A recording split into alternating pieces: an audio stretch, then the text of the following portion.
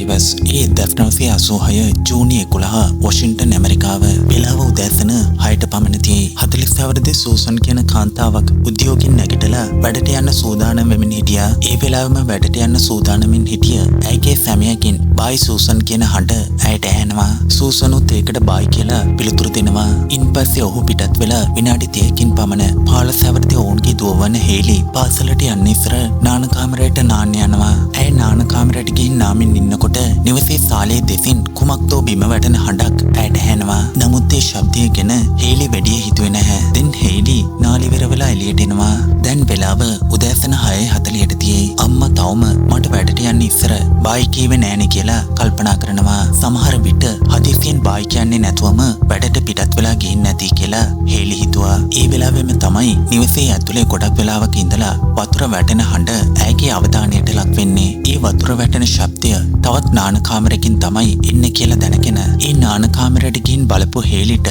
නාන කාමරයේ සිංක් එකේ වතුර පිරিলা පිටත ගලා යමින් තිබුණා. එතනම ඇයගේ මව සිහි නැතිව ඇද වැටිලා ඉන්න එකත් ඇය දකිනවා. තමන්ගේ මවගෙන් මොකද්ද උනේ කියලා ඇයව නැගිටවන්න උත්සාහ කරනවා. නමුත් ඇයගේ ශරීරයේ කිසිම සැලවීමක් නැහැ. නමුත් දැස් විවෘතව තිබුණා. හුස්ම පිට වුණා. ඒ වගේම අතේ මිට තදින් මොළවගෙන ඉන්න එක දැකලා කලබලයට පත් වුණු හේලි වහාම 911 එකට කෝල් කරනවා. ටික වෙලාවකින්ම ගිලන් රථ එනවා. සූසන්ව රෝහලයට රැගෙන යනවා. ඉතින් සූසන්ට ඇත්තටම මොකද්ද උනේ? මින්පස්සේ සිදු වුණේ මොකද්ද කියන 1980 මුළු ඇමරිකානු ජනතාවම කම්පැනියට පත් කළ සිදුවීමක් ගැන තමයි අපි අද වීඩියෝ එකෙන් බලන්න යන්නේ. එහෙමනම් එන්න අද වීඩියෝ එකට යමු.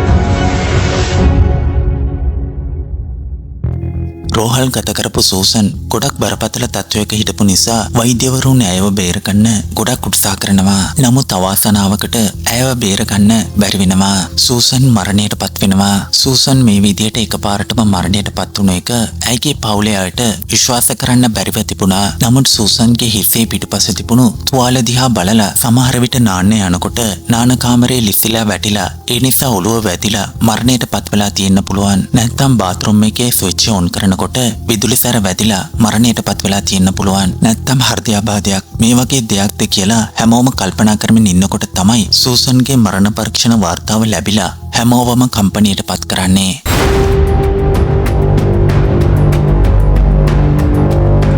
එහෙම රිපෝට් එකේ තිබුණු දේ තමයි මරණ පරීක්ෂණය කරනකොට සූසන්ගේ ශරීරයෙන් නික්මුණු අමුතුම දුර්ගන්ධය හඳුනාගත් ડોක්ටර්ස්ලා ඒකේ බීටා ඇල්මොන්ඩ් සුවඳ කියලා හඳුනගන්නවා.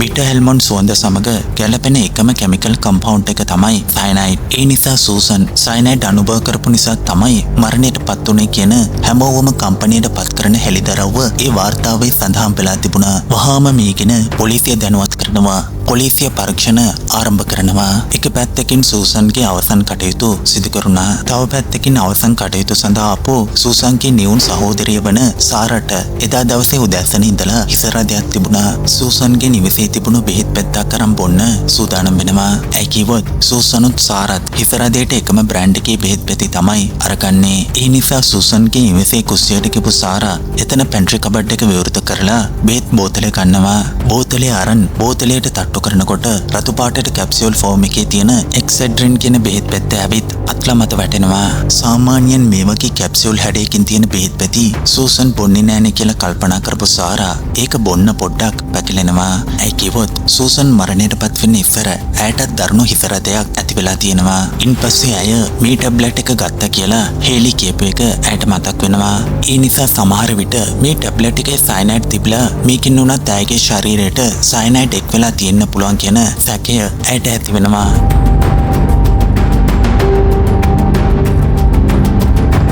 ඒ කොහොමද ගත්තු ගමම්ම මේ ටැබ්ලට් එකෙන් තමයි සූසන් මරණයටපත් උනේ. ඒකත් ඒකේ සයනයිඩ් කලවම් වෙලා තියෙනවා කියලා සාරා සැක කරනවා නම් මේකටත් හේතුවක් තියෙනවා. මේ සිදුවීම සිදුවෙන්න අවුරුදු 5කට කලින් චිකාගෝ වල 7 දෙනෙක් අභිරහස් විදියට මරණයටපත් වෙනවා. ඒකට හේතුව හොයලා බලපුවම ටයිලනෝල් කියන බෙහෙත් පෙති හැමෝම පොදුවේ අරන් බීලා තියෙනවා කියලා ඒකේ සයනයිඩ් අඩංගු වෙලා තියෙනවා කියලාත් හොයාගන්න පුළුවන් වුණා. ඒ නිසා මේ ටැබ්ලට් වලත් කවුරු හරි සයනයිඩ් කලවම් කරලා තියෙන්න පුළුවන් කියලා දක්ෂ ලෙස කල්පනා කරපු සාරා වහාම මේගෙන පොලිසිය දැනුවත් කරනවා. පොලිසිය බෙහෙත් පෙති පරීක්ෂා කරලා බලන්න වහාම ෆොරෙන්සික් ලැබ් එකට යවනවා. එහෙම පරීක්ෂා කරලා බලපුවාම සාරාගේ සැකය නිවැරදි කියන විදිහට ඒ බෝතලේ ඇතුලේ තිබුණු බෙහෙත් පෙති 56කින් බෙහෙත් පෙති 9ක සයනයිඩ් අඩංගු වෙලා තිබුණා.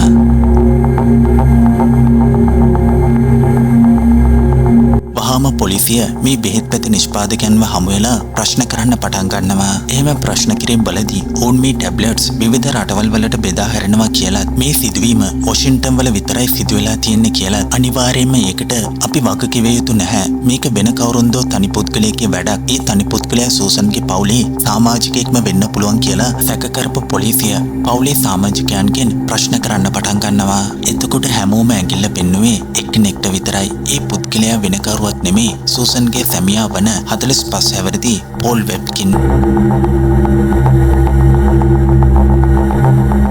ඇයි හැමෝම එකතු වෙලා පෝල්ව සැක කරන්නේ කියලා ඇහුවොත් ඒකට හේතු දෙකක් තියෙනවා.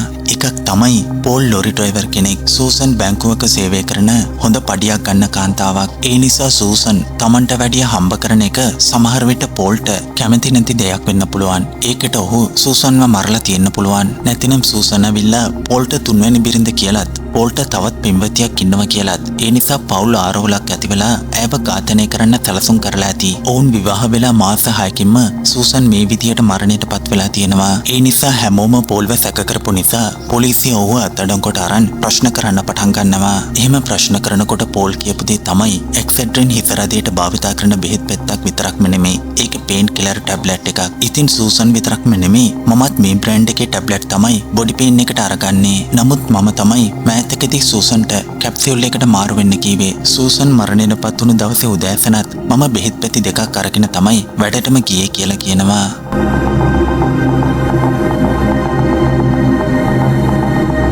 මේක අහපු පොලිසිය එදා ඔහුත් මේ ටැබ්ලට් එක අරන් තියෙනවා නම් සයනයිඩ් අඩංගු බෙහෙත් පැති 9න් එකක්වත් ඇයි ඔහුට හම්බ වුණේ නැත්තේ කියලා කල්පනා කරපු පොලිසිය ඔහු කියන දේ ඇත්තක්ද බොරුවක්ද කියලා හොයාගන්න ඔහුගෙන් පොලිග්‍රැෆික් ටෙස්ට් එක අරගන්න එකරගෙන යනවා.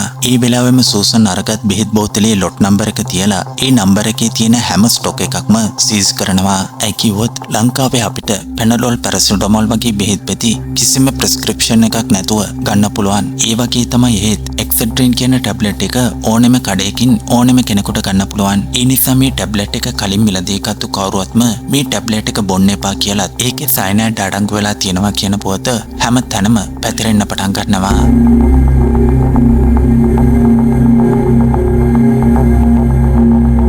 ඒ වගේම 42 හැවිරිදි ස්ටෙලා නිකල් කියන කාන්තාවත් මේ පුවත අහලා කම්පණයටපත් වෙනවා. ඒකට හේතුව ඇය ටැබ්ලට් එක අරගෙන නෙමෙයි. ඒ ටැබ්ලට් එක අරන් තියන්නේ ඇයගේ සැමියා. ඒ නිසා ඇයගේ සැමියාට කුමක්ද සිදු වුනේ කියලා ඇය පොලිසියට කියපු දේ තමයි මගේ සැමියා සතියකට කලින් තමයි මරණයටපත් උනේ. ඒ වගේම ඔහුගේ මරණ පරීක්ෂණ වාර්තාවෙත් ඔහුගේ මරණයට හේතුව ස්වාභාවික මරණයක් කියලා තමයි සඳහන් වෙලා තිබුණේ. නමුත් ඔහු මරණයටපත් වෙන්න ඉස්සර එදා ඔහු මේ ටැබ්ලට් වලින් ටැබ්ලට් 4ක් අරගත්තා. මම දැන් තමයි නිවුස් එක බැලුවේ. ඒ නිසා මට සැකයි මගේ සැමියාගේ මරණයටත් මේ බෙහෙත් පැති හේතුවක්ද කියලා. ඒ නිසා ඔහුගේ කේස් එක රීඉන්වෙස්ටිගේට් කරන්න ඕනේ කියලා ඉල්ලීමක් කරනවා.